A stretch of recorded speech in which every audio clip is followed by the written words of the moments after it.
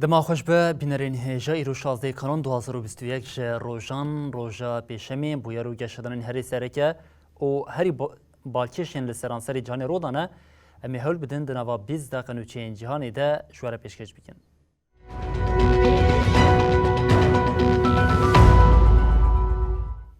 بله جارکن دما خوش به بینرین هجا لیدرین ولاتین یکیتیا اوروپای جبو جوینا خویا داویا سال 2021 کانش جویان ده روژاوا سرکیا لیدران ده بهای نرخ انرژیا جه روسیه تکرین کووید 19 و گلک مجارین دنین پاراستنی هنه.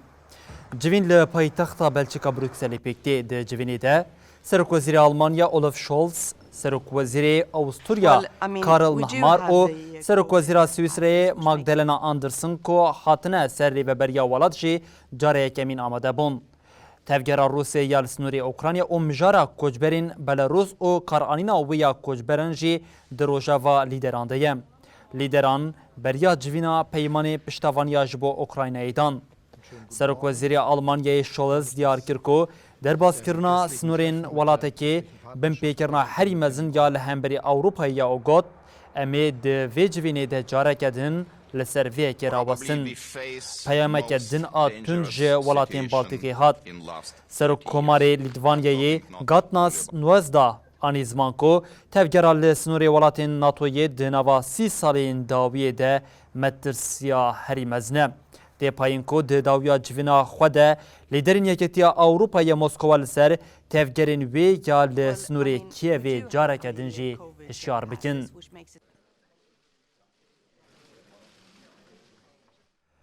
بلهر اوکراینا بریا ایریشه که مسکو یا لسر ولات بیک وره دخوازه اوروپا وان هشار بک او جزان لسر ببره سرک دولت اوکراینی زلنسکی گوت بریا روسیه ایریشه که پیک بیند و جزا لسر مسکوی ورن سپاندن واشنطن نیجی جاره کدن فکارین نخواه ین لسر روشا لمسکوی آنی زمان. لسینور اوکراینا تفجر لشکرین روسیا ترافیکا دیپلماسیا ناوبرا کیو ولاتین اوروپا زیده کریه. سرک دولت اوکراینای ولادیمیر زلنسکی پشتیلوتکه هفکاری ایکیتی اوروپای روشلات آل بروکسلی هاتل دارخستن داخویانی دا چاپمنیه. Якщо буде порушено суверенітет нашої держави, زلنسکی دیار کرد که جبو کمکرنا فکارین ایریشه که روسیا لسروان پیوست جزا لوان وره فرز کرن او گوته. سروک روسیا ولادیمیر پوتین حتی نها نخواستیه لسر ماسایی رونی. جبو ما گیرینگه که جزا بری دست پیکرنا پفچونه بین سپاندن بریا دست پیکرنا وی. سروک دولت اوکراینای به دومداری افتشتانی زمان. 8 سالن به وی ولاتی را شرکه مهیه. ام دفکرن که پیک آنینا جزایان بریا ایریشه که محتمل دکاره بانزور بکه. ولاتین یکیتیا اوروپایشی ده هر فرنسته ده دبیشه لدشی ایریشه که روسیا لسر هرمی او جزایان لسر موسکو فرز بکن. у разі ескалації з боку زلنسکی و سکرتر گشتی ناتوی جینس ستولنبرگ پشتی هفدیتنا لبارگاه ناتوی یا لبروکسلی جی چاپمنیر آخوین. سروک اوکراینای دیار کر که روسیا به هلوستا خوان بر به ناتوی و ده هفته ده. شورمند اولهیا نتویا امریکای جک سولیوان ده پیوندیا تلفون یا لگل شورمند سیاستا درو یا سروک روسیای ولادیمیر پوتین یوری اوشاکوف ده دلگرانی خواه یا لسر کمکرنا هزین روسیا لسینور کیو آنی زمان.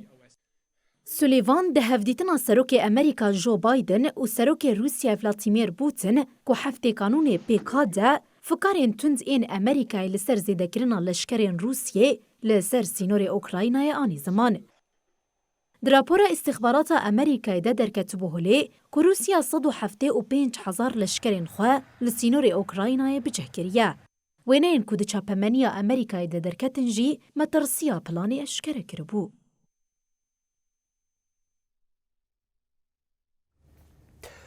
بلی پشتیتنین آبوریناسان یند درباره آبوریا ترکیه ده شاش درکتن آبوریناسان دگوتن حتی سری سالی انگو دسپیکا سال 2022 و لیره ترکیه لی پیشبری دلار استا جسادی 15 ببینانگو 15 جی درباز بکه لی اف بینرغبونا لیره ترکیه هینا 15 رو جبو سر سال ماهی پیک هات ایرو لیره ترکیه لی پیشبری دلار رکورک نوشکاند او 15.65 جی درباز کرد.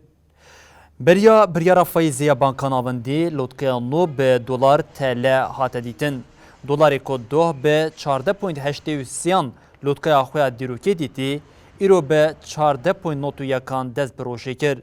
دلار دناوار روشه ده به بلندبون آخوی دوام کرد او 15 لیره در باز کرد او به 15.28 رکورک نوشکاند. لآلیه کدن اورو رکور آخوی گهاند 17.22 بانکان آوندی ایرو بریار خویا فایزی جه اشکره کرد. پشتی بریاری ریجیا دلار تله جه 15.65 جه درباز کرد. بویره نرخ لیره ترکی جه صدی 5 داکت. دوی نابری ده اردوغان آلیکاری وزیر خزینه و مالیه جه ارگرد.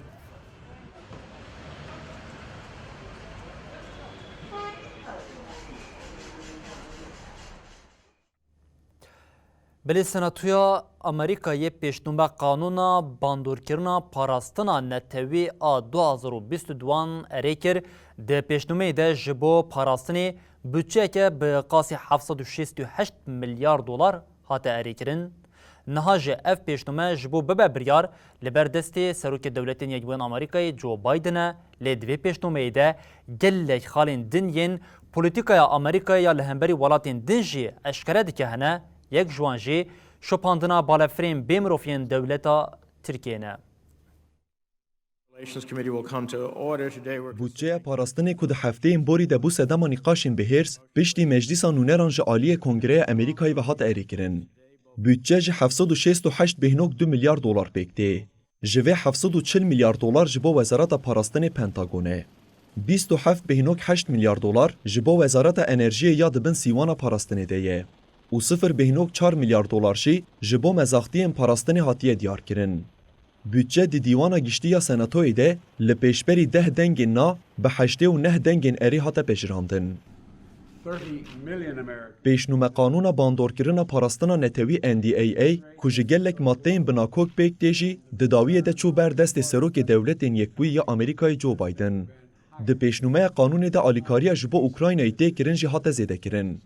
اف آلیکاری جه 250 میلیون دلاری با 300 میلیون دلاری هات زیده کرن. ددمه که کو پیشنومه 7.1 میلیارد دلار دده اینسیاتیفا پیشیله گرتنا پاسیفیک آل دیجی چینه وزارت پاراستن کرینا برهمین کج کارگهین کو اویگور نچار دمینن لهرم خسر آسین جاری کار بکن قدخده که. جبلی NDAA پیشنومه سناتور نیو جرسی و سروک کمیته تکیلین در و یا سناتور بوب منندز جی ل-NDAA هاتن زیده کرن. منندز داخواست کرد که نیز و برنامه بالافرین به مرو و بچک آ ترکیه به شوپاندن و آلیکاریا جبو آذربایجان تی داین جوار راوستاندن.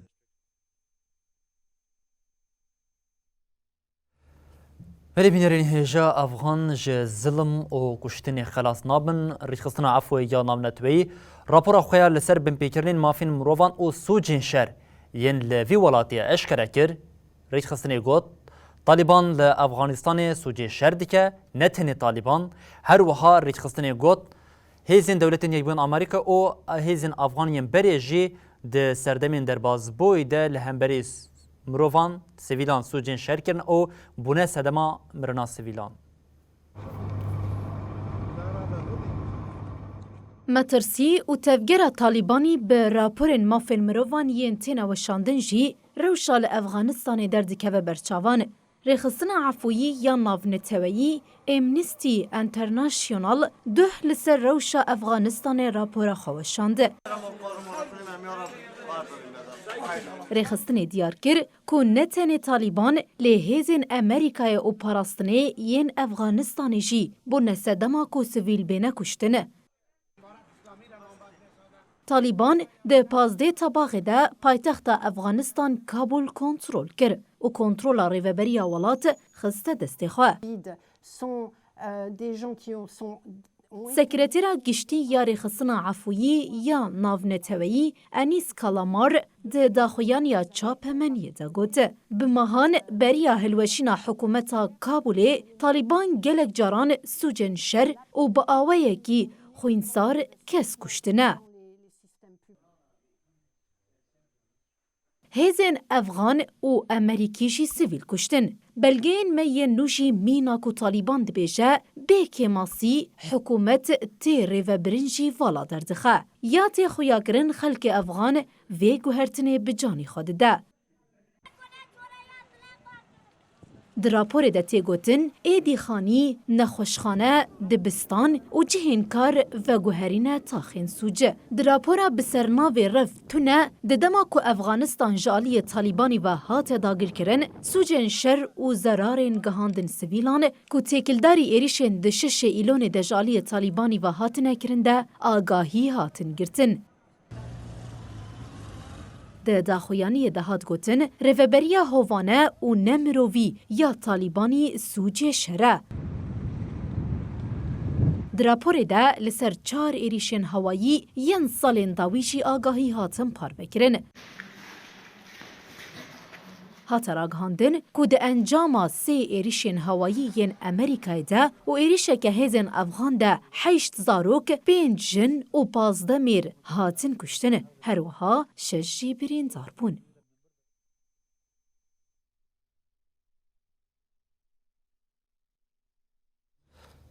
Belê her rêtxistina rojnamegerên Sînorrenaz jê rapora xwe ya sala 2021 a salê eşkere kir. Rêtxistinê got li seranserê cîhanê 488 rojnameger ji ber pîşeya xwe hatine girtin û niha di girtîgehê de ne, her wiha 46 endamên çapemeniyê jê hatine kuştin. Li gel vê, Tirkiye di warê azadiya çapemeniyê de cihê xwe careke din di rêza 153 de girt. Ev 26 salin tucarî ji mara rojnamevanên girtî ewqas zêde nebûye. Rojnamevanên Sînorrenaz ku ji sala 1995 dema weşandina rapora destpêkê ya salane û vir ve ev yek piştrast kir.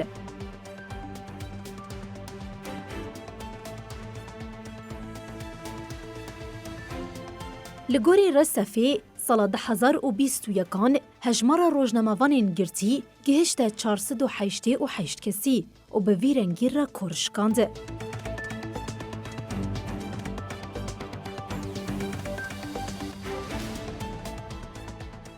Li gorî saleke berê birêjeya ji sedî 20 zêde bû. Hate ragihandin ku herî zêde li Myanmar, Belarûs û Çînê rojnamevan hatine girtin. Ji ber qanûna ewlekariya neteweyî ya Çînê li Hong Kongê ferz dike. Hejmara rojnamevanên girtî zêde bûye. Resefê diyar kir ku herêma xweser a Uygur a Sîncanê ji aliyê nûçegîhaniyê ve guheriya çala reş û heftê rojnamevanên Uygur hatine girtin. Hetayekê kanûnê welat û rojnamevanên lê girtîne wehane.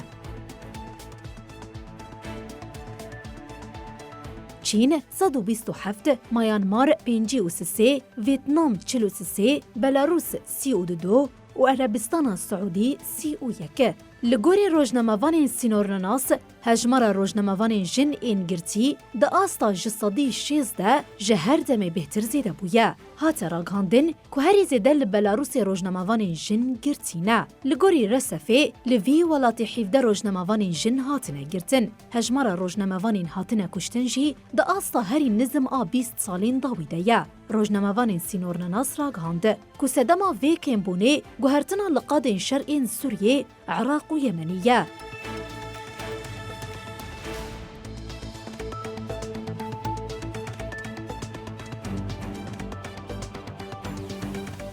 Li gorî rojnamevanên Sînorrenaz, 46 rojnamevan hatin kuştin. Meksika û Efganistan ji bo rojnamevanan hîn jî herêmên herîma tirsî darin. Li Meksîkayê 7, li Efganistanê 6, li Yemen û Hindistan jî 4 rojnamevan hatin kuştin. Li gorî Resefê, li Tirkiye tenê 10 rojnamevan girtîne. Beriya Demeke Kurd Komîteya Parastina Rojnamevanan ku navenda wan li New Yorkê ye rapora salane eşkere bû û diyar kiribû ku li Tirkiye 18 rojnamevan hatine girtin. Li gorî Sendîkaya Rojnamevanên Tirkiye jî 34 rojnamevan û xebatkarên çapemeniyê girtîne. Komeleya rojnamevanan a Dicle Firatê ra gihande. Heta di duê kanûnê 62 rojnamevan li Tirkiye girtî bûn.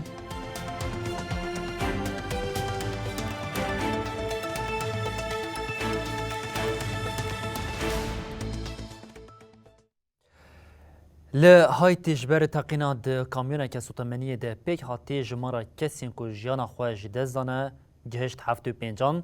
Fikarên zêdebûna hîna vê ji mara miriyan heye her wiha ji ber teqînê 20 avahî jî bûne xwelî. Li bajarê Kap Haytîn ê Bakurê Haytiyê ji mara kesên ku ji ber teqîna di kamyona sotemeniyê de jiyana xwe ji dest dane derket 75. Li gorî nûçeya di çapemeniya herêmê de hatiye weşandin piştî teqîna pazdeyî kanûnê pêk hat ji mara kesên jiyana xwe ji dest dane zêde bû. Rayadaran ragihandin ku ji mara miriyan 15 zêde bûye û bûye 75. Her wiha tedawiya 56 kesên ku rewşa wan girane jî dewam dike. Serokvezîrê Haytiyê Ariel Henry ji ber karasetê li seranserî welat 3 roj şîna fermê ragihand. Fikarên zêdebûna ji mara miriyan heye. Ji ber teqînê ya bihêsiya ku Rodayê 20 xanî jî bûne xwelî. Cenazeyê kesên ku jiyana xwe ji dest dane jî bi aweke komî hatin veşartin.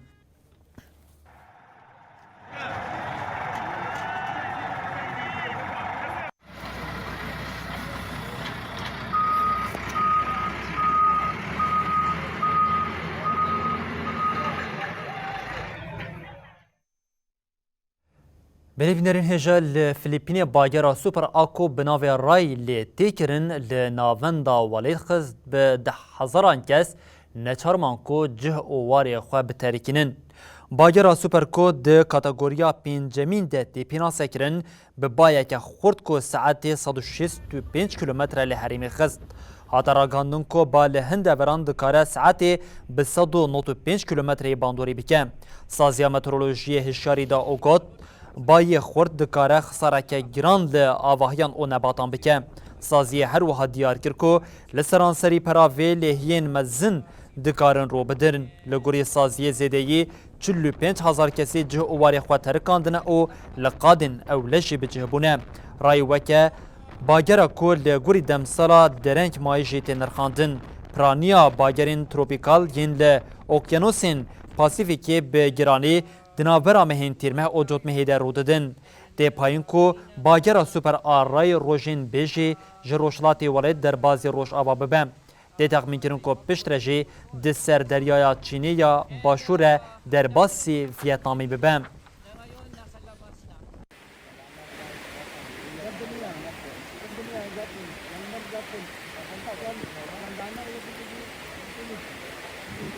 One year old yan, 1 year old.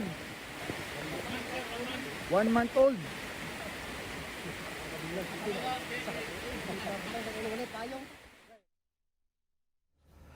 Ev nêzî hefteyekî ji ber bagera li Amerîkayê jî ziyaneke mezin li herêmê bûye. 6 eyaletên di warê ziyanên canî û madî de bandoreke giran wan bûne li eyaletên bêtirî 100 kesî heta niha jiyana xwe ji dest daye. Serokê Dewletên Yekbûn Amerîkayê Joe Biden jî ji bo şopandina rewşa li herêmê berê xwe da eyaleta Kentuckyê. Dehê kanûnê li 6 eyaletên Dewletên Yekbûn Amerîkayê ku dikeve başûr Rojavayê Amerîkayê bagereke bihês rûdabû.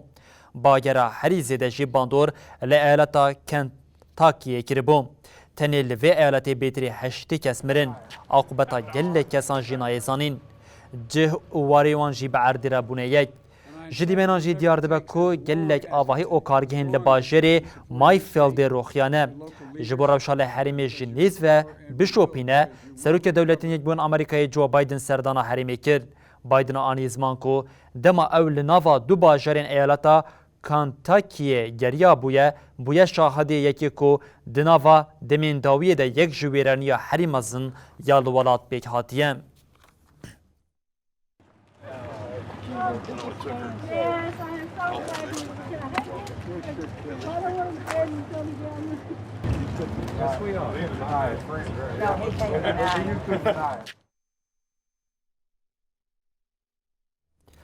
بريبنرين هيجم لفرد جيشين ضوية بلتنا خويا جهاني ودبيجين حتى صبا جاري كادن ورين بيشيا وبمنندنا وخير وخوشيدا هرشاد باختار